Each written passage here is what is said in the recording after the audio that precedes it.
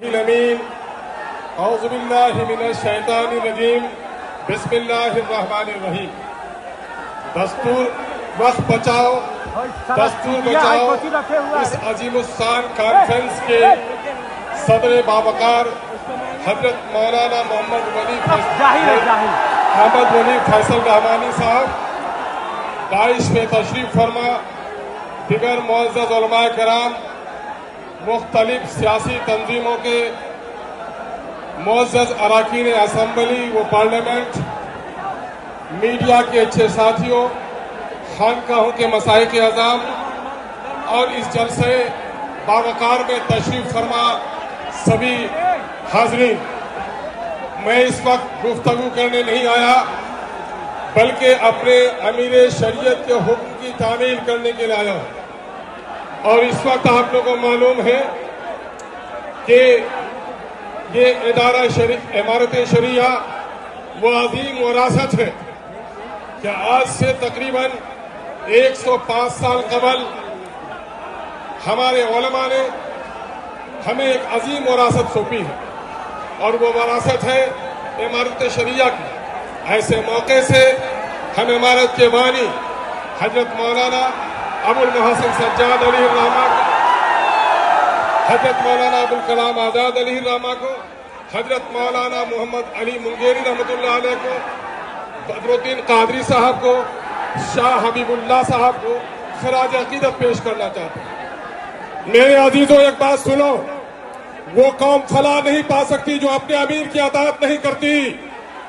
یہاں پر یہ بھیڑ نہیں ہے، یہ جماعت ہے، اور جماعت امیر کی اطاعت کا نام ہے. جس نے امیر کی اطاعت نہیں کی وہ جماعت کی بھیڑ کا تو حصہ بن سکتا ہے، جماعت کے فائدے سے وہ کبھی فائدہ نہیں اٹھا سکتا، جماعت کی برکتوں سے. اس لیے امن و امان قائم رکھیے. اس وقت ایک بڑی مصیبت آئی ہے مسلمانان ہند پر کہ مسلمانوں کے جان و مال، عزت و آبرو پر ہر طرف ڈاکے ڈالے جا رہے ہیں. کہیں بیٹیوں کی عزت لوٹی جا رہی ہے، کہیں مسجدوں کے گنبد توڑے جا رہے ہیں، کہیں داڑیاں نوچی جا رہی ہیں، کہیں ٹوپیاں اچھالی جا رہی ہیں، پارلیمنٹ میں تمہارے خلاف قانون بنائے جا رہے ہیں، ایڈمنسٹریشن میں کامن فیصلے لیے جا رہے ہیں. یہ موقع ہوش کے ناخن لینے کا ہے نوجوانوں، جوش میں صرف آنے کا نہیں ہے. ہاں یقیناً جوش بھی ضروری ہے، لیکن ہوش کے ساتھ ہم جوش کا مظاہرہ کریں گے. مصیبت کیا ہے جان رہے ہو؟ مصیبت کیا ہے جان رہے ہو؟ سنو، مصیبت یہ ہے کہ مودی جب سے آیا ہے مسلمانوں کو اس نے نشانہ بنایا ہے. کبھی NRC زندہ باد، چپ کرو، زندہ باد چپ کرو، کب زندہ باد کب مردہ باد چپ کرو. کب زندہ کرنا چاہیے سمجھتا نہیں ہے. وقت کا کالا قانون سے پہلے یاد کرو، شریعت اسلامیہ کی روشنی میں طلاق کے قانون پر ڈاکہ ڈالنے کے کام کیا نااہلوں نے. پھر NRC کے نام پر مسلمانوں کو نشانہ بنایا گیا. جب آسام میں اس کا کھیل خراب ہوا کہ مسلمانوں سے زیادہ غیر مسلمانوں کے پاس کاغذات نہیں ہے، تو پھر وہ تھوڑی دیر کے لیے دم لیا، اور انہوں نے بڑی تحقیق کے ساتھ یہ فیصلہ لیا ہے کہ مسلمانوں کی عظیم وراثت، جو مسجد ہے، جو مقبرے ہیں، جو دینی درسگاہیں ہیں، جو مسافر خانے ہیں، جو قبرستان ہیں، ان کو اجاڑا جائے. اس کالے قانون نے گویا مسلمانوں کی نہیں، اسلام کی جڑیں اکھاڑنے کی سازش کی ہے. ہم آج عہد کرنے کے لیے آئے ہیں، اس ملک کی سرحد کو بچانے کے لیے ایک نہیں کروڑوں استغفر اللہ حاضر ہیں، ہم گردن کٹانے کو تیار ہیں.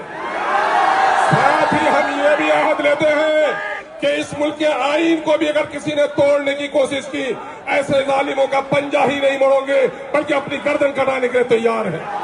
اور ساتھ ہی یہ بھی عہد لیتے ہیں کہ مچھلی پانی کے بغیر زندہ رہ سکتی ہے، لیکن مسلمان شریعت اسلامیہ کے بغیر زندہ نہیں رہ سکتا.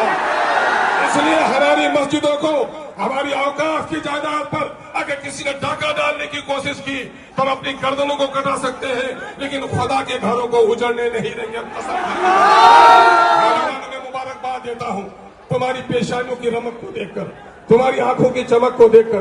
گرتے دھوپ کی تمازت بھی بہت ہے، لیکن تمہارے چہرے میں جو غم و غصہ ہے اس بات کی علامت ہے کہ ہم اور آپ اپنے امیر شریعت کے حکم پر صرف جمع ہی نہیں ہوئے ہیں، بلکہ جس مقصد کے لیے جمع ہوئے ہیں. اگر ہمارے امیر نے حکم دیا کہ ہمیں گردن کٹانا بھی واجب ہے تو ہم گردن کٹانے کے لیے بھی تیار ہیں. اب جاگ چکے ہیں دیوانے، دنیا کو جگا کے دم لیں گے، جینا ہے تو عزت سے جی لیں گے ورنہ جام شہادت پی لیں گے۔ یہ ماہ مبارک محرم کا ہے، یہی مہینہ ہے جو حضرت امام علی مقام نواز رسول حضرت امام حسین رضی اللہ تعالی عنہ نے باطل کے شمشیر پر اپنی گردن کو دینے کے لیے تیار ہوا، لیکن باطل کے ہاتھ پر ہاتھ دینے کے لیے تیار ہوا۔ ہم بھی یاد کرتے ہیں انقلاب زندہ باد،